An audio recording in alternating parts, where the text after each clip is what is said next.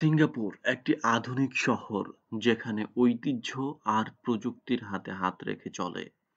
নতুন বছরের শুরুতে সিঙ্গাপুরে এক ভিন্ন মাত্রার উদযাপন দেখা যায়, বিশেষ করে ড্রাগন শেপ থিমটির এখনকার অন্যতম আকর্ষণ। সিঙ্গাপুরে চীনা সংস্কৃতির গভীর প্রভাব রয়েছে।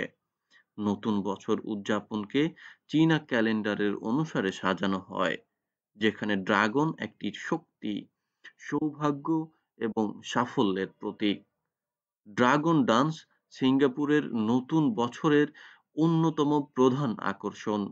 এটি বিশ্বাস করা হয় যে নৃত্যের মাধ্যমে মন্দ শক্তি দূর হয়ে আসে এবং সৌভাগ্যের পথ খুলে যায়।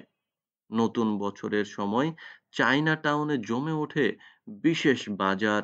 এখানে পাওয়া যায় ঐতিহ্যবাহী খাবার, লণ্ঠন, আরো নানান রকমের নতুন বছরের উপহার। সিঙ্গাপুরের মানুষ ঐতিহ্যবাহী পোশাক পরে পরিবার এবং বন্ধু বান্ধবদের সঙ্গে সময় কাটান।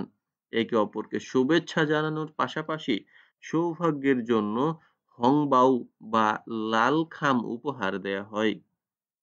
ড্রাগনের আকৃতিতে আলোকসজ্জা এবং আতশবাজির মাধ্যমে এই উদযাপন পূর্ণতা পায়।